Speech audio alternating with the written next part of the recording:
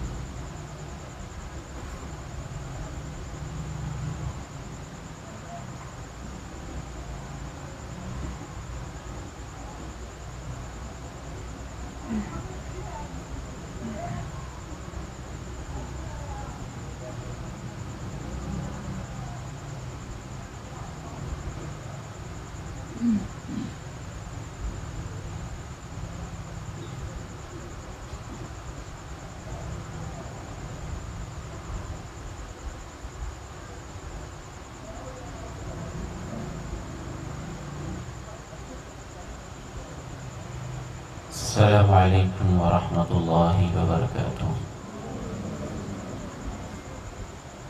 الحمد لله رب العالمين، والصلاة والسلام على أشرف الأنبياء وخاتم المرسلين. أشهد أن لا إله إلا الله وحده لا شريك له، وأشهد أن محمدًا عبده ورسوله صلى الله عليه وعلى آله وصحبه وسلم. اللهم صل على محمد وعلى آل محمد كما صليت على إبراهيم وعلى آل إبراهيم إنك حميد مجيد. اللهم بارك على محمد وعلى آل محمد كما باركت على إبراهيم وعلى آل إبراهيم إنك حميد مجيد. رب اشرح لي صدري ويسر لي أمري واحلل عقدة من لساني يفقهوا قولي. اللهم انفعني بما علمتني وعلمني ما ينفعني وزدني علما. اللهم طهر قلبي من النفاق وعملي من الرياء ولساني من الكذب وعيني من الخيانة، فإنك تعلم خائنة الأعين وما تخفي الصدور. أما بعد، فأعوذ بالله السميع العليم من الشيطان الرجيم من همزه ونفخه ونفثه.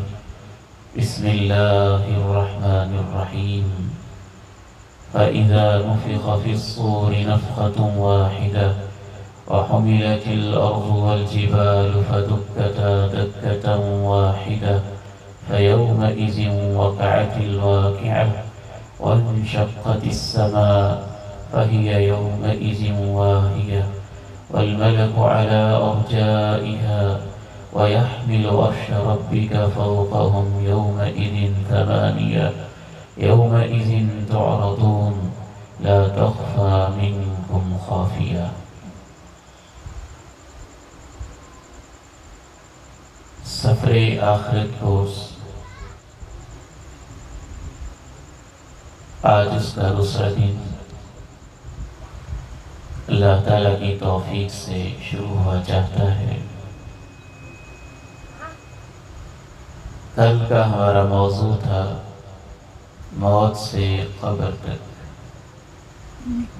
اور آج کا ہمارا موضوع ہے عرض محشر، آغاز قیامت.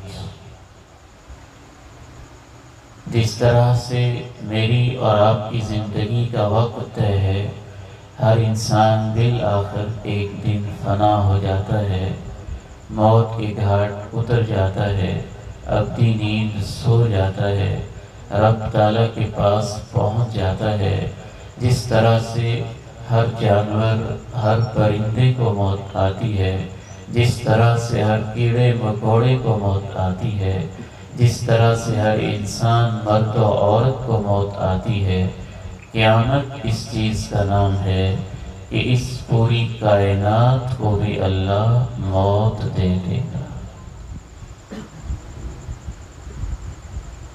کیسے شروع ہوگی قیامت؟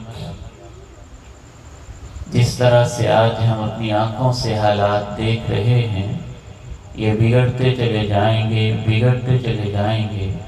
بیچ میں کچھ دیر کے لیے دنیا کے کونے کونے پہ اسلام کا غلبہ ہو جائے گا، جناب عیسیٰ تشریف لائیں گے، امام مہدی تشریف لائیں گے، دجال کو قتل کیا جائے گا، صلیب کو توڑ دیا جائے گا، سب ادیان ختم ہو جائیں گے، اسلام کا بول بالا ہو جائے گا، دولت کی ریل پیل ہو جائے گی۔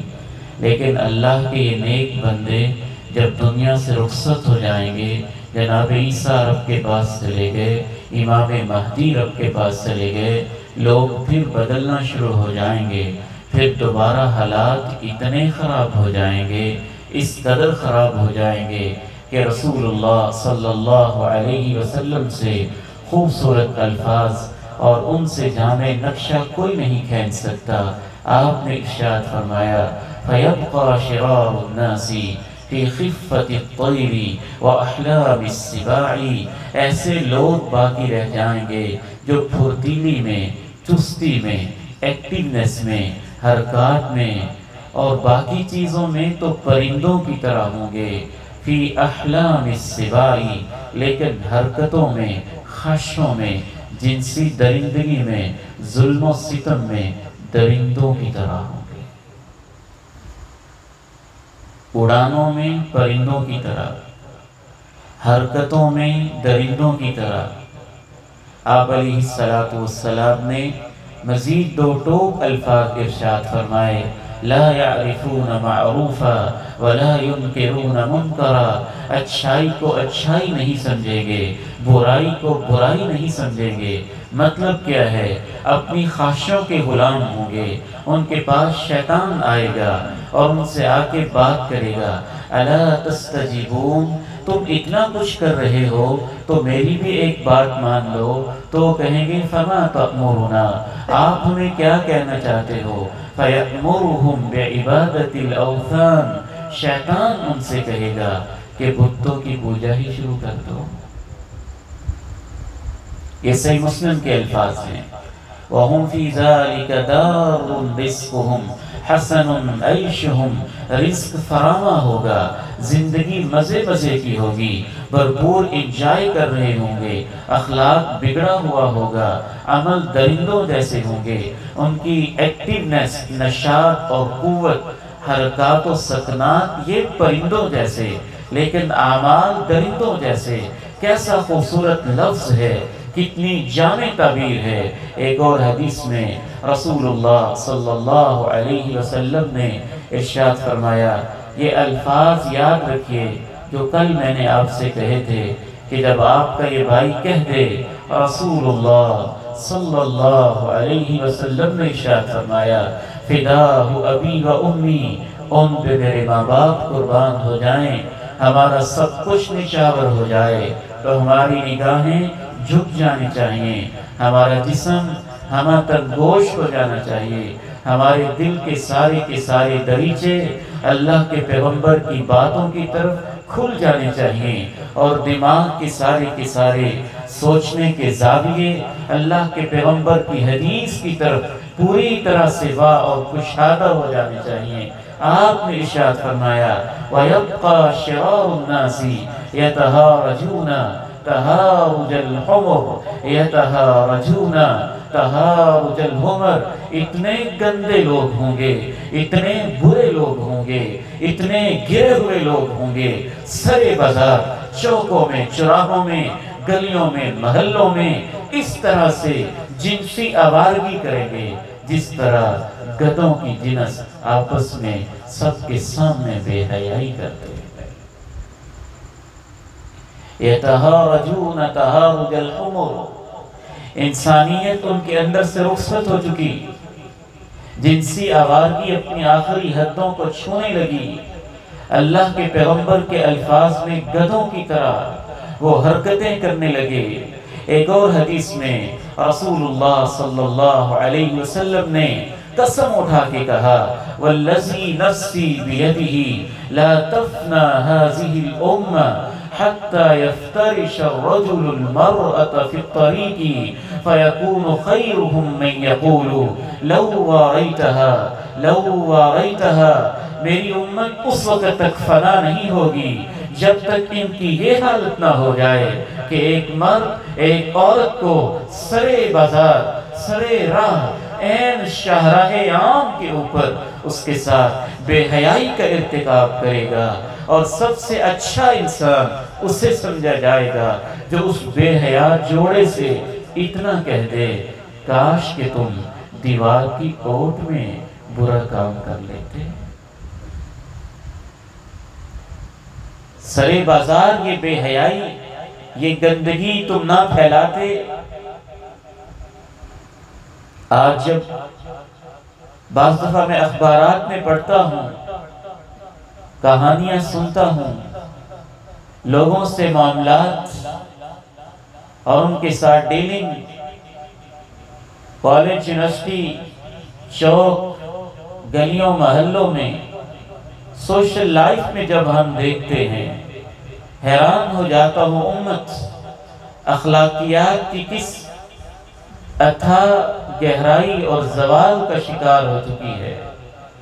40-50 سال کی عمر میں بھی لوگوں کو شرم و حیا نہیں آتی، بال سفید ہیں پھر بھی شرم و حیا کا دامن ساتھ نہیں ہے، کمر جھکی ہوئی ہے پھر بھی حیا کے جنازے نکلے ہوئے ہیں۔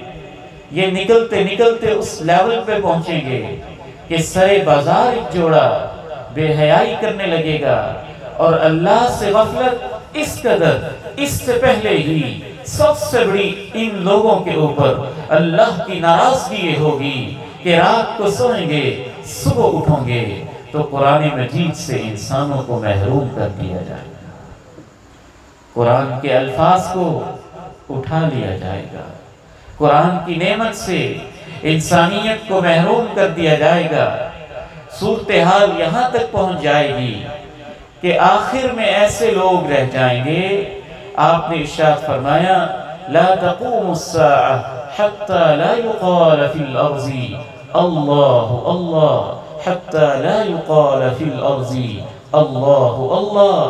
اس وقت تک قیامت قائم نہیں ہوگی جب زمین پہ ایک شخص بھی اللہ کا نام لینے والا ہوگا، لیکن جب صورتحال یہ ہو جائے کہ پوری زمین پہ ایک شخص بھی اللہ کا نام لینے والا بھی نہیں ہوگا تو پھر قیامت قائم ہو جائے گی۔ لا الہ الا اللہ پڑھنے والا بھی کوئی باقی نہیں بچے گا، پھر کیسے قائم ہوگی؟ قرآن مجید ایک ایک نقشہ ہماری آنکھوں کے سامنے کھینچ کے رکھتا ہے، اور رسول اللہ صلی اللہ علیہ وسلم کو اللہ نے قیامت کے منظر نہ جانے کیسے کیسے بتائے، مستقبل کے احوال کس طرح سے آپ کو ان سے آگاہ اور خبردار کیا۔ سب سے پہلے قیامت کا آغاز ایک پھونک سے ہوگا، پھونک، اس کے ساتھ چیخ، اس کے ساتھ چنگھاڑ تیز ہوتی جائے گی، ہوتی جائے گی، ہوتی جائے گی۔ انسان کان لگا کے سنیں گے یہ کیا، ادھر سے کان لگا کے سنیں گے یہ کیا۔ آواز کی تاثیر بڑی ہوتی ہے، اور وہ آواز تو بڑی خطرناک آواز ہوگی، ایک چنگھاڑ ہوگی، ایک پھونک ہوگی، ایک سور ہے جس میں پھونکا جائے گا، سینگ نما ایک آلہ ہے، دیکھنے میں کہنے میں صرف سینگ کی طرح ہے، حقیقت میں کتنا بڑا ہے ہم نہیں جانتے۔ اللہ کے ایک فرشتے نے اس کی آنکھیں موتیوں کی طرح چمک رہی ہیں، آسمانوں کی طرف مسلسل تاک رہا ہے۔ جب سے اللہ نے اس کو پیدا کیا ہے اس وقت سے لے کے آج تک اس فرشتے نے پلک جھپک کے نہیں دیکھا۔ کہیں ایسے نہ ہو کہ جب میں پلک جھپکوں اس دوران اللہ کا حکم آ جائے، مجھے کہیں قیامت برپا کرنے میں تاخیر نہ ہو جائے۔ جس کو علماء نے اسرافیل کا نام دیا ہے۔ اس نے اپنے ہاتھ میں، اس کو قرآن مجید میں الناقور بھی کہا گیا ہے، الصور بھی کہا گیا ہے، حدیث میں اس کو قرن کہا گیا ہے۔ اس کا معنی ہم کرتے ہیں سین نما، ایک چیز ہے، نرسنگا کی طرح ایک چیز ہے۔ وہ اس فرشتے نے تھاما ہوا ہے، اس کی حقیقت ہم پہچان نہیں سکتے، کتنا بڑا ہے، اس کی آواز میں کیا شدت ہے، کیا ہیبت ہے، کیا چیخ ہے، کیا پکار ہے، اس کا ہم اندازہ نہیں کر سکتے ہیں۔ وہ ایک چیخ آئی، ایک چنگھاڑ آئی، ایک پھونک آئی، وَنُفِخَ فِي الصُّورِ فَصَعِقَ مَن فِي السَّمَاوَاتِ وَالْأَرْضِ۔ وہ چیخ تیز ہوتی گئی، تیز ہوتی گئی، تیز ہوتی گئی، جیسے جیسے تیز ہوتی گئی آسمان و زمین کا ہر انسان اس سے گھبرانے لگا۔ 3 دفعہ پھونکا جائے گا۔ یہ نام آپ کو یاد ہونے چاہیے، قرآن مجید میں یہ تینوں نام ان کی طرف اشارہ ملتا ہے۔ پہلی دفعہ جو پھونکا جائے گا اس کو کہتے ہیں نفخۃ الفزع، وہ پھونک جس کے بعد گھبراہٹ شروع ہوگی۔ دوسری دفعہ جو پھونکا جائے گا اس کو کہتے ہیں نفخۃ الصعق، وہ پھونک جس کے بعد سب بے ہوش ہو کے آہستہ آہستہ مر جائیں گے۔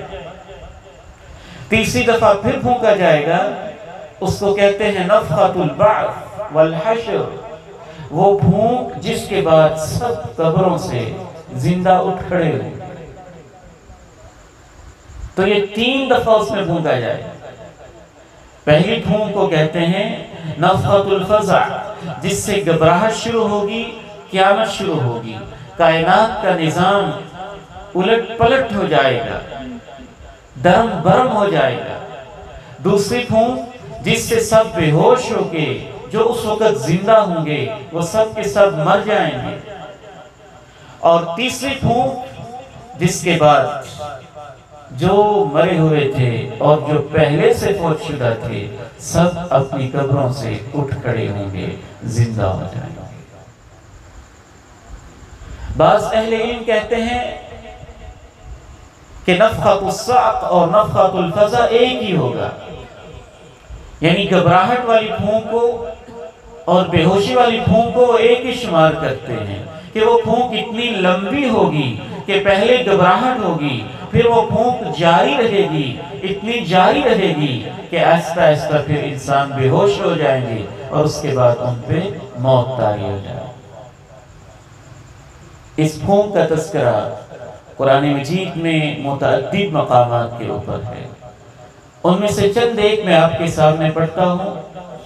آپ کی پوری توجہ میری طرف رہے، اللہ تعالیٰ آپ کو برکتوں سے نوازے۔ شروع میں جو میں نے آیات پڑھی تھی اس میں اللہ تعالیٰ نے سورہ الحاقہ 29ویں پارے میں اس پھونک کا یوں تذکرہ کیا، فَإِذَا نُفِخَ فِي الصُّورِ نَفْخَةٌ وَاحِدَةٌ وَحُمِلَتِ الْأَرْضُ وَالْجِبَالُ فَدُكَّتَا دَكَّةً وَاحِدَةً فَيَوْمَئِذٍ وَقَعَتِ الْوَاقِعَةُ وَانشَقَّتِ السَّمَاءُ فَهِيَ يَوْمَئِذٍ وَاهِيَةٌ وَالْمَلَكُ عَلَى أَرْجَائِهَا وَيَحْمِلُ عَرْشَ رَبِّكَ فَوْقَهُمْ يَوْمَئِذٍ ثَمَانِيَةٌ يَوْمَئِذٍ تُعْرَضُونَ لَا تَخْفَى مِنكُمْ خَافِيَةٌ۔ بس اس وقت کو یاد کرو جب پھونک دیا جائے گا، یک بار پھونکا جائے گا، وَحُمِلَتِ الْأَرْضُ وَالْجِبَالُ، پھونک کے بعد زمین کو، پہاڑوں کو اٹھا کے اکٹھا ہی ان کو ریزہ ریزہ کر کے بکھیر دیا جائے گا، ٹکڑے ٹکڑے کر دیا جائے گا۔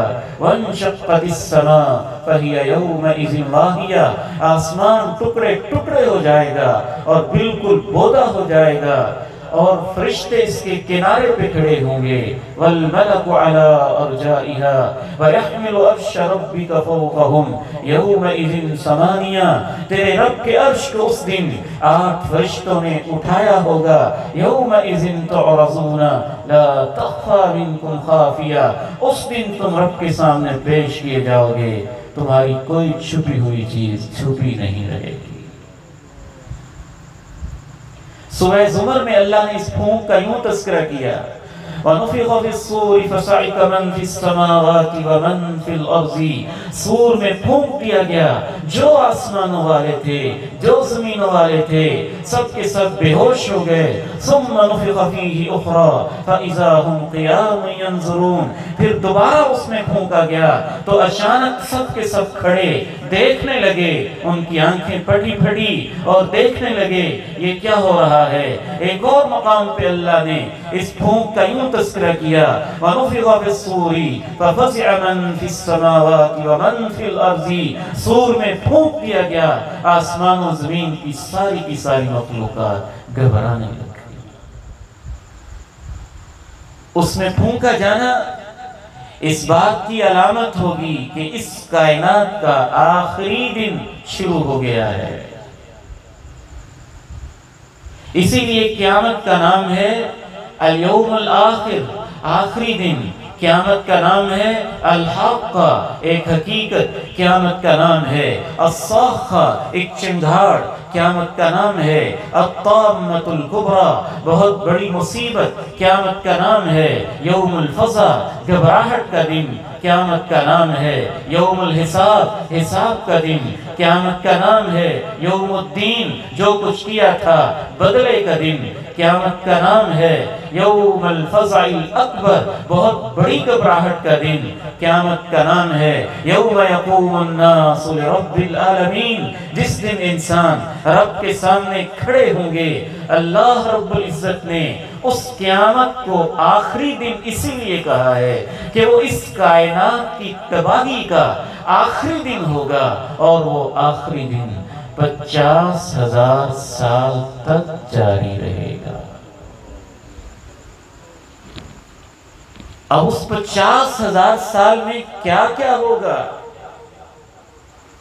اس کا صرف سرسری چند بنیادی چیزوں کا ہی آج ہم قرآن و سنت کی روشنی میں تذکرہ کر پائیں گے۔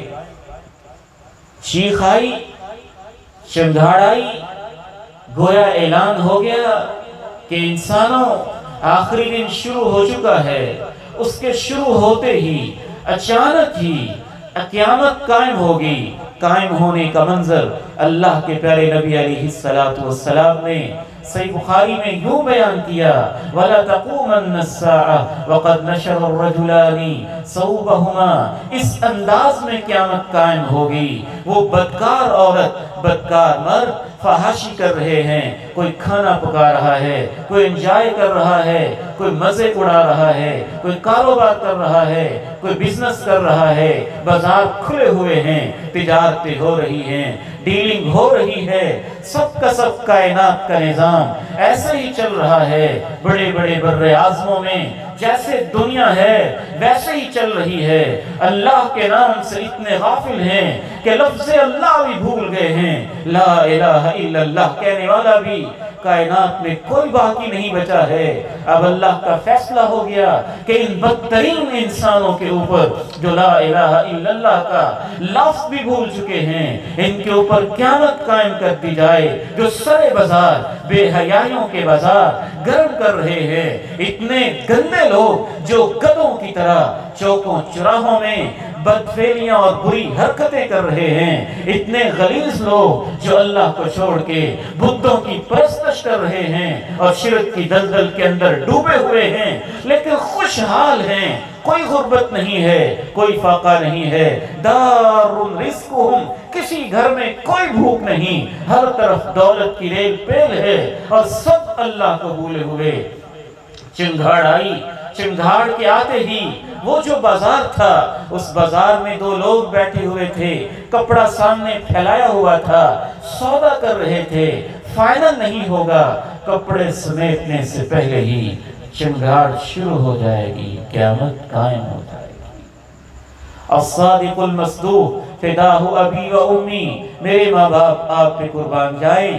آپ نے مثالیں دے دے کے کہا وَلَا تَقُولَنَّ السَّاعَةُ وَقَدْ انصَرَفَ الرَّجُلُ بِلَبَنِ لِقْحَتِهِ، ایک شخص اپنے گائے کا، بھینس کا، بکری کا دودھ دو کے واپس آ رہا ہوگا، برتن میں اس نے ڈالا ہوگا، پینا نصیب نہیں ہوگا کہ قیامت قائم ہو جائے گی۔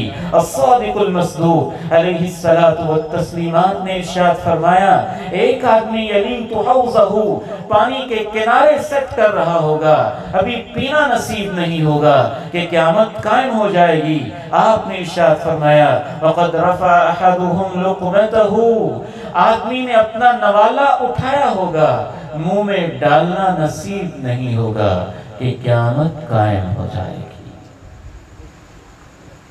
پھونک شروع ہو گئی، بڑھتی گئی، تیز ہوتی گئی، گویا اعلان ہو گیا آخری دن جو 50,000 سال والا ہے، جس میں کائنات نے بدل جانا ہے، زمین نے بدلنا ہے، آسمان نے بدلنا ہے، اور ان کی مکمل تبدیلی اور حساب کتاب تک یہ 50,000 سال لگ جانے ہیں۔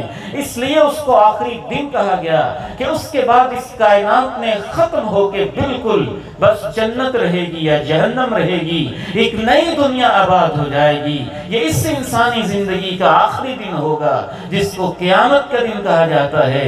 50,000 سال کا ہوگا، پھونک سے شروع ہوگا۔ وہ پھونک شروع ہوئی، پھونک کے ساتھ ہی چیخ شروع ہوئی، چنگھاڑ شروع ہوئی، اس کے ساتھ ہی زلزلہ شروع ہو گیا، زمین کے اوپر راشا طاری ہوا، زمین پھٹنے لگی، زمین شک ہونے لگی، زمین میں سوراخ ہونے لگے، زمین ہلنے لگی، زمین اس طرح سے اس کے اوپر اتنا سخت زلزلہ طاری ہوا، اذا زلزلت الارض زلزالها واخرجت الارض اثقالها وقال الانسان ما لها يومئذ تحدث اخبارها بان ربك اوحى لها۔ رب کا قرآن کہتا ہے، میرے عزیزوں، میرے بیٹوں، میرے بھائیوں، میرے بزرگوں، ماں بہنوں، بیٹیوں، 6 روزہ سفر آخرت کے اس کورس میں زبان اس گناہگار کی ہے، باتیں اللہ کی ہیں، اللہ کے رسول کی ہیں۔ اللہ نے اپنے قرآن میں کہا، اس وقت کو یاد کیا کرو جب زمین کو زور سے ہلا دیا جائے گا، زمین پہ ڈیرے بنانے والوں، پلازے بنانے والوں، کوٹھیاں بنانے والوں، بلڈنگیں کھڑی کرنے والوں، جائیدادیں بنانے والوں، زمیندارہ کرنے والوں، تم اس بات پہ حیران کیوں ہوتے ہو کتنا کمزور ہو گیا آج کے نوجوان بیٹے کا ایمان؟ سائنس کے چند حرف پڑھ کے دین سے دور ہونے لگا۔ تم کہتے ہو قیامت کیسے قائم ہوگی؟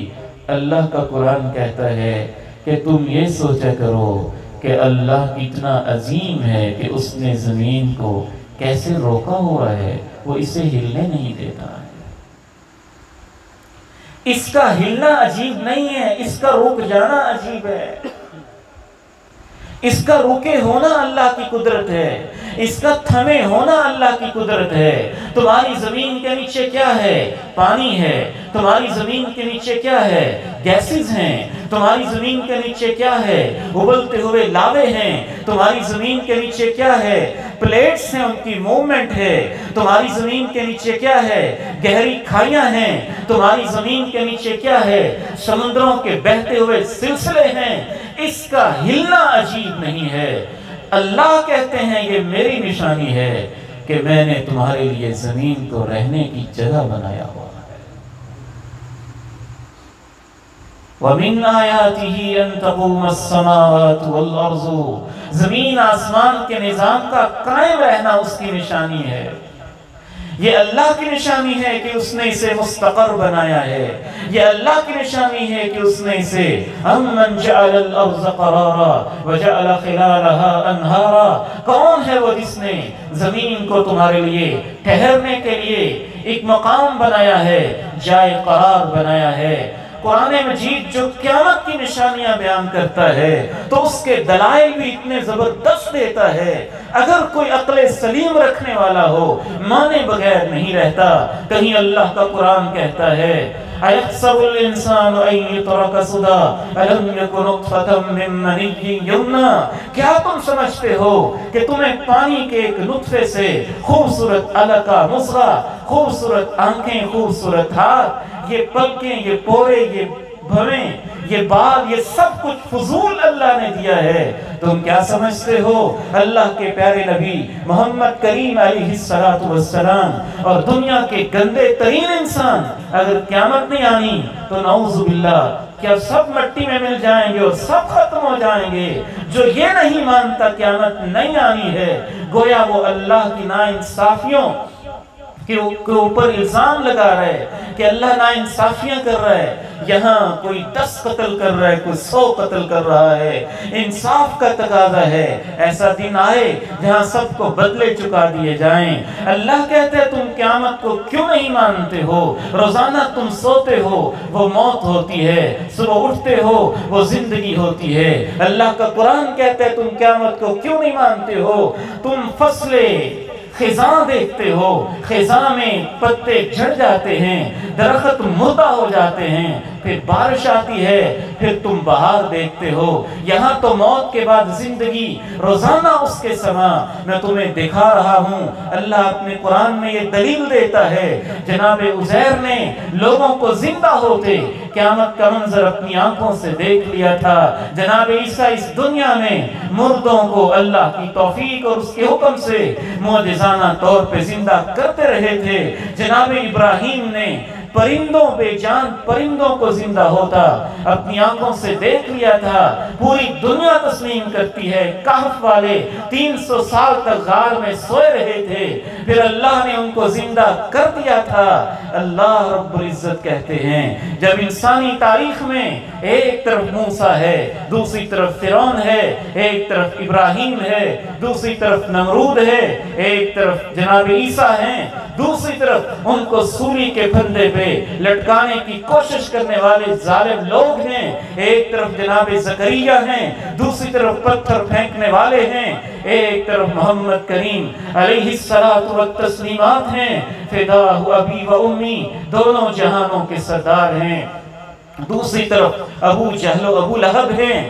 انسانوں کے کردار اتنے مختلف، پھر بھی تم کہتے ہو کہ مرنے کے بعد اگر یہ زندہ نہیں ہوں گے تو نعوذ باللہ سب کا انجام ایک جیسا ہو جائے گا۔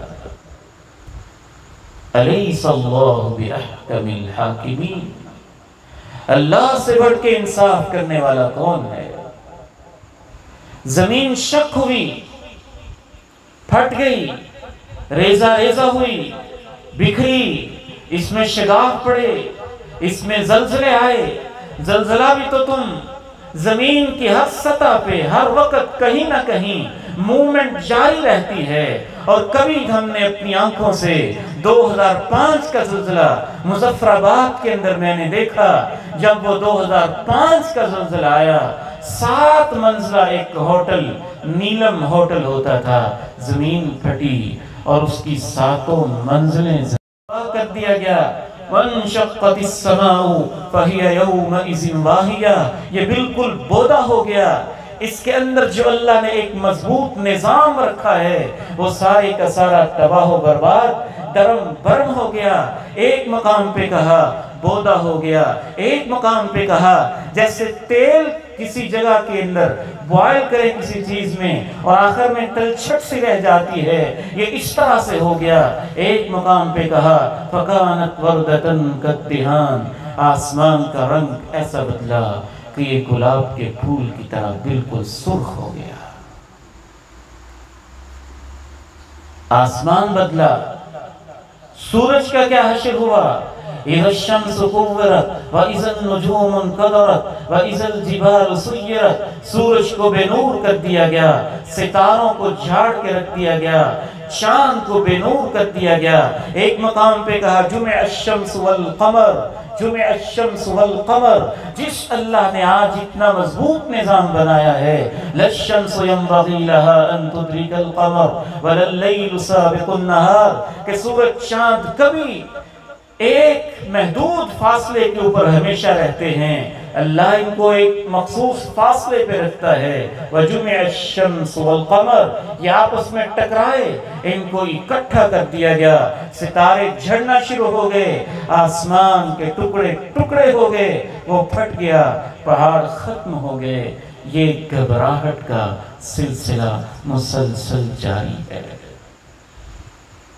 سب کے سب مردے زمین سے نکال کے باہر پھینک دیے گئے، سارے کے سارے سمندر پھٹ گئے، انہوں نے اپنی حدوں کو پھلانگا، ایک ہو گئے، ایک ہونے کے بعد سمندروں میں آگ لگا دی گئی۔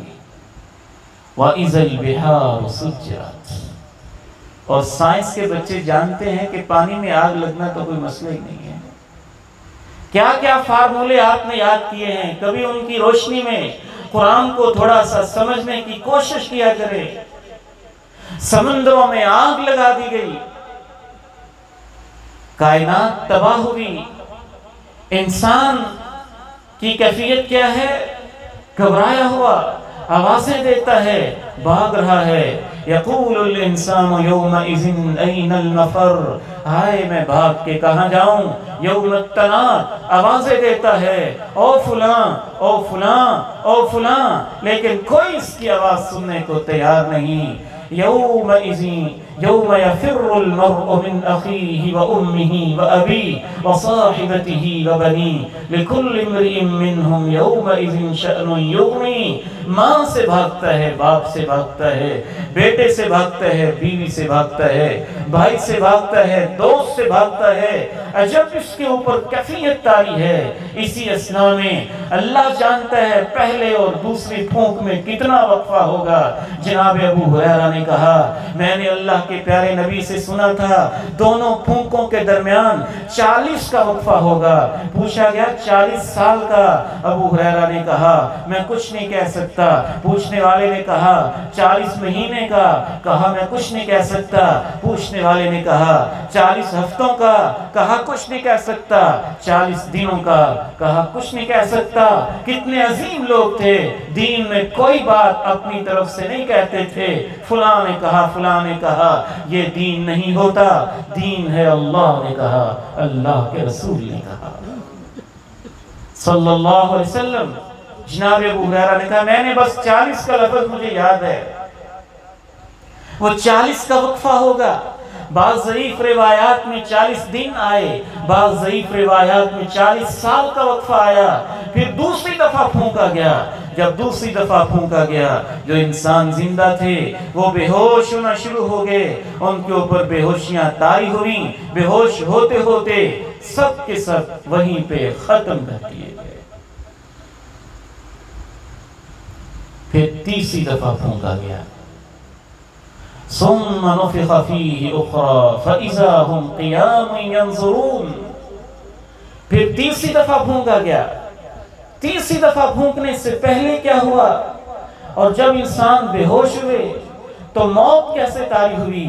اس بارے میں ایک ضعیف روایت آتی ہے، لیکن بہت سارے محدثین اہل علم نے اس عجیب و غریب روایت کے مفہوم کو تسلیم کیا ہے، اپنی کتابوں میں بیان کیا ہے۔ وہ میں آپ کے سامنے عرض کیے دیتا ہوں۔ جب رب ذوالجلال کے حکم سے دوسری دفعہ پھونکا گیا، بے ہوشی کی کیفیت طاری ہوئی۔ بے ہوشی کے بعد ایک ایک کر کے انسان مرتے گئے۔ جب سب کے سب انسان مر گئے، پھونک جاری رہی، پھر آسمانوں کے فرشتے ان کے اوپر بھی موت طاری ہو گئی۔ سب آسمان والے مرے پڑے ہیں، سب زمینوں والے مرے پڑے ہیں۔ ملک الموت رب العالمین کی خدمت میں حاضر ہوا، عرض کرنے لگا اے میرے رب مات اہل السماوات و اہل الارض، اے میرے مولا آسمانوں والے مر گئے، زمینوں والے مر گئے، اب میرے لائق کیا حکم ہے؟ رب کریم کہیں گے اے ملک الموت کون کون زندہ ہے؟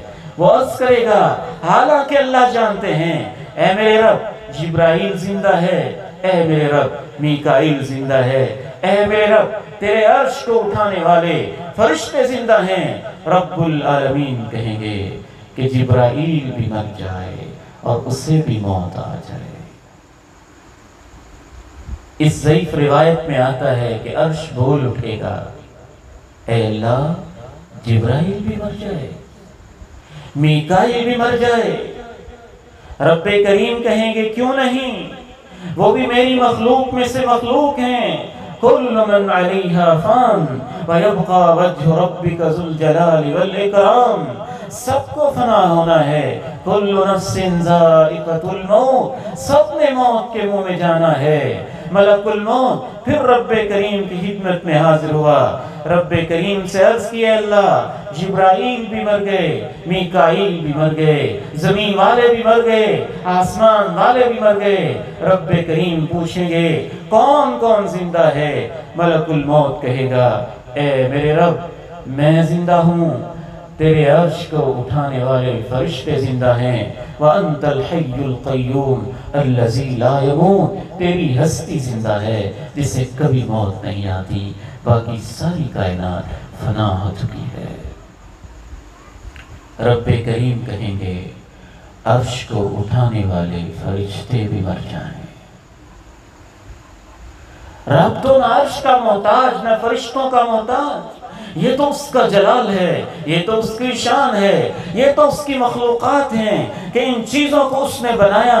اب ساری کائنات ختم ہو گئی، ملک الموت رب کریم کی خدمت میں حاضر ہوتا ہے، رب کریم کے حکم سے ملک الموت کو بھی موت دے دی جاتی ہے، سور میں پھونکنے والے فرشتے کو بھی موت دے دی جاتی ہے۔ پھر رب کریم زمین کو اپنے ہاتھ میں سمیٹ لیتے ہیں، ساری کائنات مری پڑی ہے، زمین مردہ ہے، زمین والے مردہ ہیں، آسمان مردہ ہے، آسمان والے مردہ ہیں، سورج بے نور ہے، چاند بے نور ہے، کائنات تباہ و برباد ہے، بڑے بڑے بادشاہوں کی لاشیں پڑی ہوئی ہیں، انبیاء و شہداء و اولیاء سب کے سب اللہ کی مخلوقات سب کے سب اللہ کے حضور اپنی اپنی آرام گاہوں میں لیٹے ہوئے، سب کے اوپر موت کی کیفیت طاری ہے۔ رب العالمین زمین و آسمان کو اپنے ہاتھ میں لپیٹ کے کہتے ہیں لمن الملک اليوم، بتاؤ نا بادشاہت کس کی تھی، بتاؤ نا بادشاہ کون تھا، بتاؤ نا بڑا کون تھا، بتاؤ نا کبریائی کس کی تھی، بتاؤ نا جلال کس کا تھا، بتاؤ نا روب کس کا تھا، کون جواب دے، سب تو مرے پڑے ہیں۔ رب العالمین خود ہی ارشاد فرمائیں گے للہ الواحد القہار، بادشاہی اس اللہ کی ہے جو اکیلا ہے اور سب پہ غالب آنے والا ہے۔ اس روایت سے معلوم ہوتا ہے کہ اسی اسنا میں اللہ تعالیٰ زمین کو بدل دیں گے، آسمان کو بدل دیں گے، اس کو بالکل نئے انداز میں بنا دیں گے۔ جو پہلی زمین تھی یہ والی زمین پھٹ گئی، جو پہلا آسمان تھا بودا ہو گیا، جو سورج چاند تھے یہ بے نور ہو گئے۔ یوم تبدل الارض غیر الارض والسماوات مطویات بیمینی وبرزوا للہ الواحد القہار، زمین کو بدل دیا جائے گا، بدل کے ایک نئی زمین بنا دیا جائے گا۔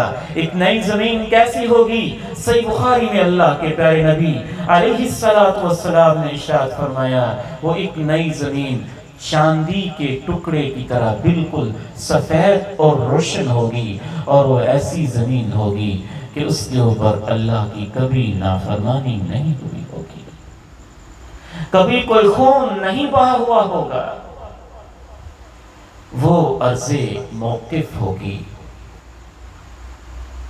وہ ایک نئی زمین، ایک نیا جہاں، ایک نیا سلسلہ۔ اس کے بعد اللہ رب العزت نے تیسری مرتبہ فرشتے کو زندہ کر کے اسے پھونک میں مارنے کا حکم دیا، پھر پھونکا گیا۔ جب اس نے تیسری دفعہ پھونکا پھر جتنے بھی لوگ مرے ہوئے تھے فَإِذَا هُمْ قِيَامٌ يَنْظُرُونَ فَإِذَا هُمْ مِنَ الْأَجْدَاثِ إِلَىٰ رَبِّهِمْ يَنْسِلُونَ، سب کے سب جہاں جہاں تھے، اگر کوئی درندے کے پیٹ میں تھا تو وہاں سے، اگر کوئی قبر میں تھا تو وہاں سے جل کے راکھ ہو گیا تھا، تو وہاں سے جہاں جہاں سے اللہ کا حکم تھا سب کے سب اللہ رب العزت کے سامنے اس زمین میں پہنچ گئے جہاں پھر اللہ نے انسانوں کا حساب لینے کے لیے خود نازل ہونا ہے۔ جیسے اس کی شان کے لائق ہے، جیسے اس کی عظمت کے لائق ہے۔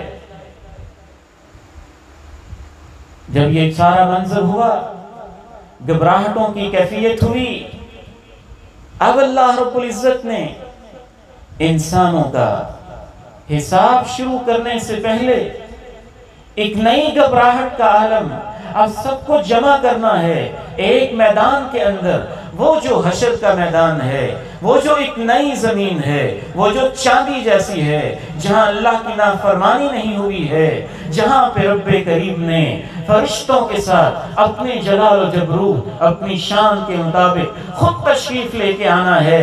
اس کی 100% حقیقت ہم سمجھ نہیں سکتے ہیں، بس ہم سوچ سکتے ہیں، ممکن ہے صحیح سوچیں، ممکن ہے غلط سوچیں، اس لیے ہمیں اس حد تک رک جانا چاہیے جس حد تک اللہ اور اللہ کے رسول نے بیان کیا ہے، جس حد تک اللہ اور اللہ کے رسول نے ہمیں بتایا ہے۔ وہ ایک نئی زمین کے اوپر انسانوں کو جمع کرنے کا سلسلہ شروع ہوا، پھر دوبارہ پھونک دیا گیا، پھونک جاری رہی، قبروں سے سارے کے سارے گھبرا اٹھے۔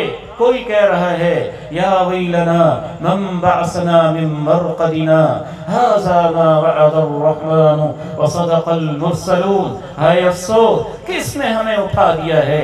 آواز آئی، یہ وہ وعدہ پورا ہونے والا ہے جو رب کریم نے کہا تھا۔ انسانوں کو آوازیں دی گئیں، ان کو بلایا گیا۔ انسانوں کی 3 قسمیں ہو گئیں، کچھ وہ انسان تھے جو کافر تھے، ان کی علیحدہ حالت، کچھ وہ انسان تھے جو متقی پرہیزگار تھے، ان کی اپنی حالت، کچھ وہ انسان تھے جن کے پاس کچھ نیک عمل، کچھ برے عمل تھے۔ ان تینوں قسم کی انسانوں کی اپنی اپنی علیحدہ قسمیں بن گئیں، ظالموں کو ظالموں کے ساتھ، کافروں کو کافروں کے ساتھ، مشرکوں کو مشرکوں کے ساتھ، یہودیوں کو یہودیوں کے ساتھ، عیسائیوں کو عیسائیوں کے ساتھ، زانیوں کو زانیوں کے ساتھ، چوروں کو چوروں کے ساتھ، ڈکیتوں کو ڈکیتوں کے ساتھ، بے حیاؤں کو بے حیاؤں کے ساتھ، بدماشوں کو بدماشوں کے ساتھ اکٹھا کر دیا گیا، نیک لوگوں کو نیک لوگوں کے ساتھ اکٹھا کر دیا گیا۔ اسی طرف اللہ نے اشارہ کیا، یومئذ یصدر الناس اشتاتا لیروا اعمالهم، اس دن لوگ واپس پلٹ رہے ہوں گے تاکہ ان کو ان کے اعمال دکھائے جائیں۔ یہاں پہ ایک دو چیزوں کا تذکرہ کر کے باقی کل کے لیے میں چھوڑوں گا کہ رب کریم کیسے تشریف لائیں گے، حساب کیسے شروع ہوگا، انبیاء کی شفاعت کیسے ہوگی، کیسی کیسی پکڑ ہوگی، کیسی کیسی اللہ کی طرف سے معافی اور بخشش کے اعلان ہوں گے، اس کے اوپر ہم کل گفتگو کریں گے۔ لیکن ایک دو بہت ضروری اور بہت بنیادی چیزیں اس گھبراہٹ اور پریشانی کے ماحول میں ایک بڑا ہی خوبصورت منظر ہے جس کو دیکھ کے حوصلہ ملتا ہے، وہ بھی میں آپ کے سامنے ضرور رکھنا چاہتا ہوں۔ میدان محشر میں میں کہا کرتا ہوں کہ وہ میدان محشر کا پکنک پوائنٹ ہوگا، وہ بھی اللہ نے رکھا ہوگا اپنے نیک بندوں کے لیے، صالحین کے لیے، سنت پہ عمل کرنے والوں کے لیے، پیغمبر سے محبت کرنے والوں کے لیے، پیغمبر دو جہاں پہ درود پڑھنے والوں کے لیے۔ اللہم صلی علی محمد وعلی آل محمد، اللہم صلی علی محمد وعلی آل محمد۔ اس پکنک پوائنٹ کو، جس کو میں اپنے انداز میں پکنک پوائنٹ کہتا ہوں، اسے اللہ کا قرآن حوض کوثر کہتا ہے۔ لوگ گھبراہٹوں میں ہیں، پسینے میں شرابور ہیں، جیسے جیسے کسی کا گناہ ویسے ویسے اس کو پسینے چھوٹے ہوئے ہیں۔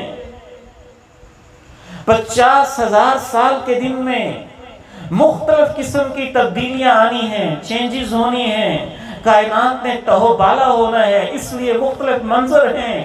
کبھی سورج نے گہنا جانا ہے، کبھی سورج نے قریب ہونا ہے، کبھی اس کو لپیٹ دینا ہے، کبھی اس نے ٹکرا جانا ہے، کبھی اس کو ختم کر دیا جانا ہے۔ میدان بشر میں وہ منظر بھی آنا ہے کہ سورج نے بالکل انسان کے اتنا قریب ہو جانا ہے، جس طرح سے اتنا سا فاصلہ ہوتا ہے، انسان اپنے پسینوں میں شرابور ہیں۔ دو بڑے خوبصورت منظر ہیں، ایک اللہ کے عرش کا منظر ہے اور ایک اللہ کے محبوب کے حوض کوثر کا منظر ہے۔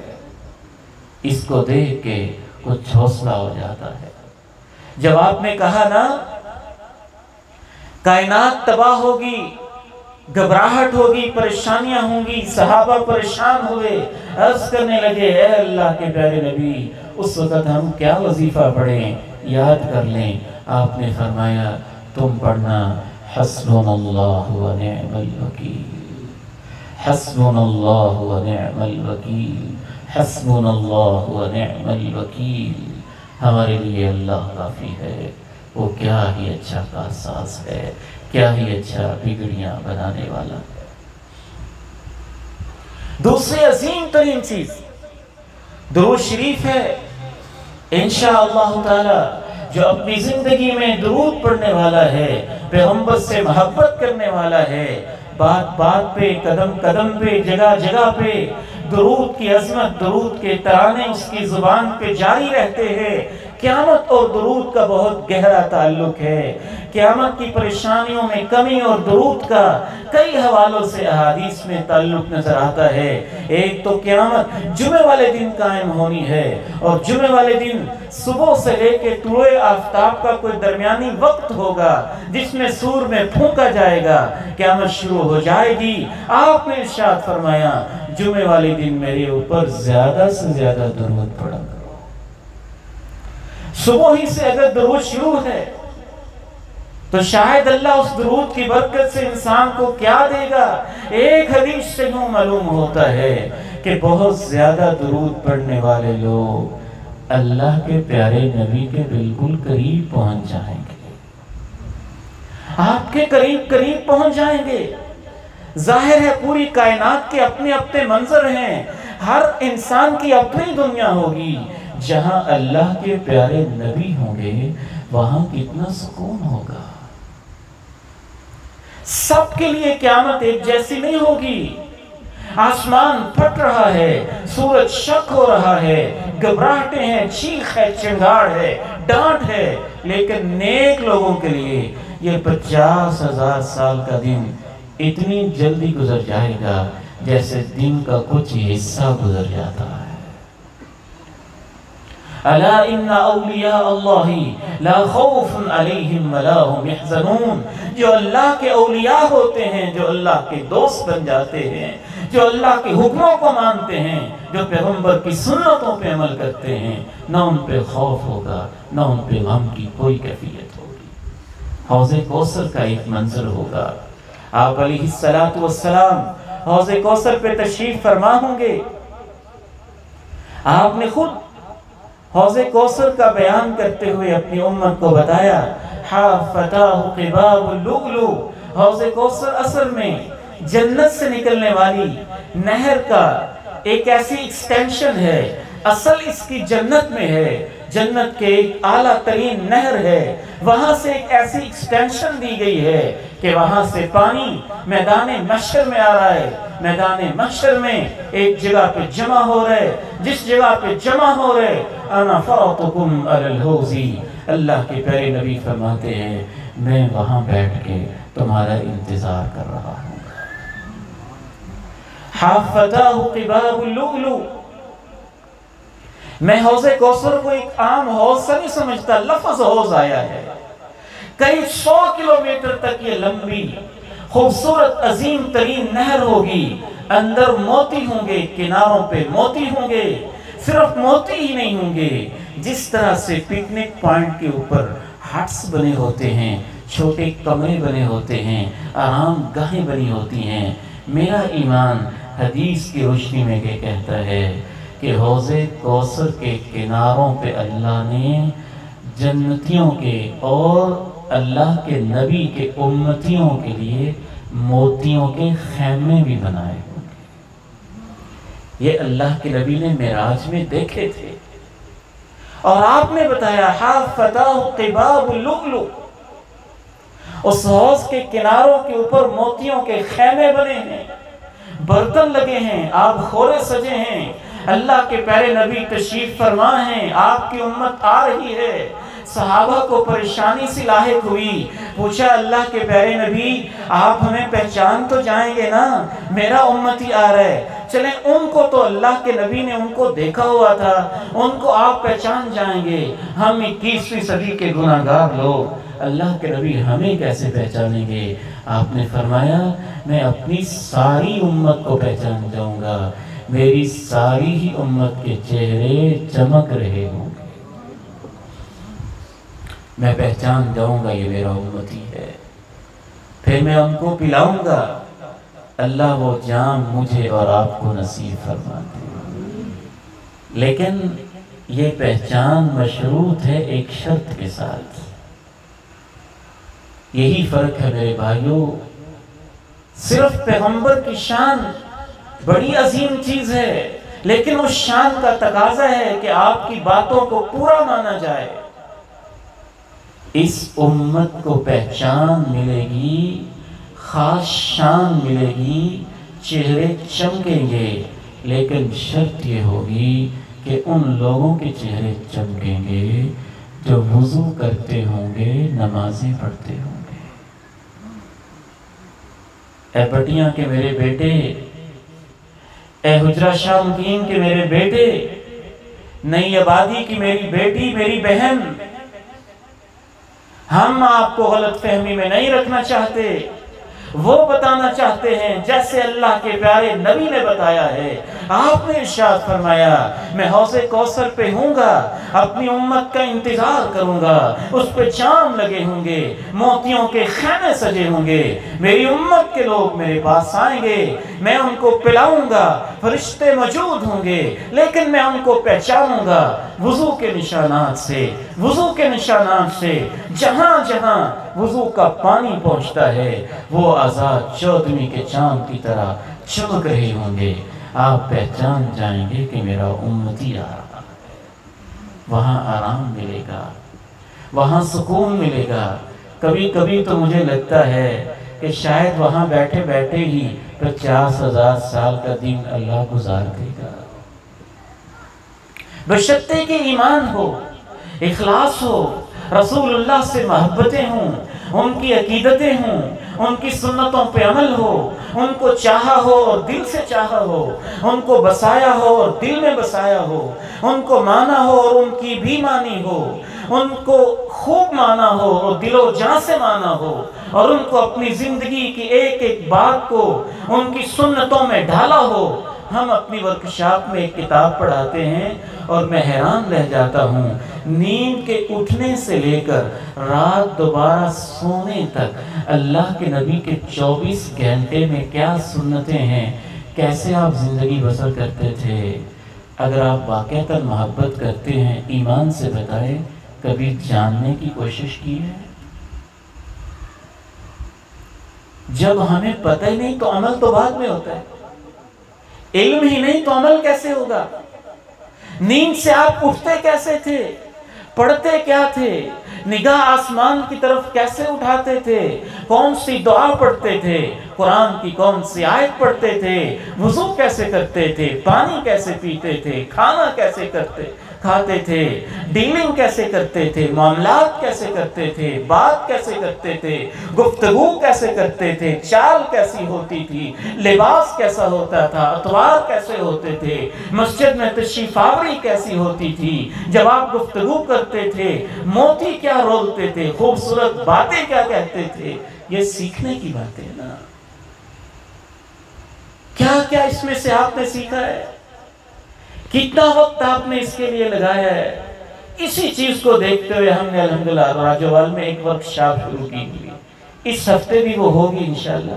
اس میں ہم یہی چیزیں سکھاتے ہیں، باقاعدہ دین کا تعلق سیکھنے سے ہے، صرف سنی سنائی باتوں سے نہیں ہے۔ اس کی طرف آئیں، بچیوں کو سکھائیں۔ الحمدللہ آپ کے پاس ریاض الحدیث میں وہاں ہے یا کوئی اور ادارہ جو آپ پسند کرتے ہیں، اپنی بچیوں کو دین سکھائیں، بچوں کو دین سکھائیں۔ بہرحال آپ حوض کوثر پہ تشریف فرما ہوں گے، امت کو جام پلاتے ہوں گے، اور دوسری طرف ایک خوبصورت ترین منظر اللہ کے عرش کا منظر ہوگا۔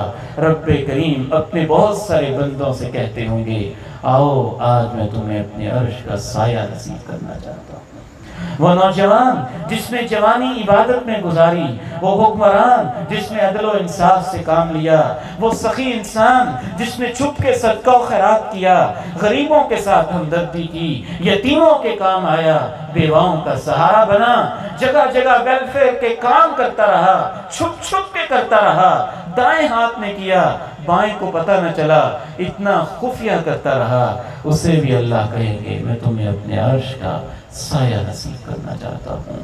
رب کریم سے دعا ہے میدان محشر میں ہمارے لیے آسانی والا معاملہ فرما دے۔ کل انشاءاللہ اس موضوع کو ہم آگے بڑھائیں گے۔ اللہ تعالیٰ مجھے اور آپ کو عمل کی توفیق عطا فرمائے۔ آپ مجھے مشورہ دے دیں، میں چاہتا ہوں جو وقت لکھا ہو نا اس کے مطابق شروع ہو۔ تو کچھ احباب نے کافی اصرار کے ساتھ کہا ہے، جس میں ہمارے کچھ انتظامیہ کے ساتھی بھی ہیں، کہ بعض جگہوں پہ نماز 8:45 بجے ہو رہی ہے، وہ نماز سے 9 بجے فارغ ہوتے ہیں، آتے آتے 9:10 ہو جاتے ہیں۔ تو آپ بھائی مجھے مشورہ دے دیں کہ کل سے 9 بجے رکھیں یا 9:10 پہ شروع کریں۔ میری رائے تو یہ ہے 9 بجے شروع کر لیں انشاءاللہ، جو ٹائم لکھا ہے۔ اگر آپ کہیں گے تو 9:10 پہ کر لیں گے انشاءاللہ۔ 10 منٹ دے دیں جی، چلو ہمارے بزرگ ہیں، بزرگوں کی بات میں برکت ہوتی ہے۔ حاجی مصور صاحب نے کہہ دیا ہے، اس پہ آپ بھی اتفاق کر لیں کہ 9:10 پہ انشاءاللہ کل سے گفتگو شروع ہوا کرے گی، 9:10 پہ انشاءاللہ تعالی۔ وآخر دعوانا ان الحمدللہ رب العالمین۔ کفارہ مجلس کی دعا پڑھ لیں۔ سبحانک اللہم و بحمدک، اشہد ان لا الہ الا انت، استغفرک و اتوب الیک۔ یہ باتیں خود بھی یاد رکھیں، آگے بھی پہنچائیں، دوست احباب کو شرکت کی دعوت بھی دیں۔ اللہ آپ کو جزائے خیر۔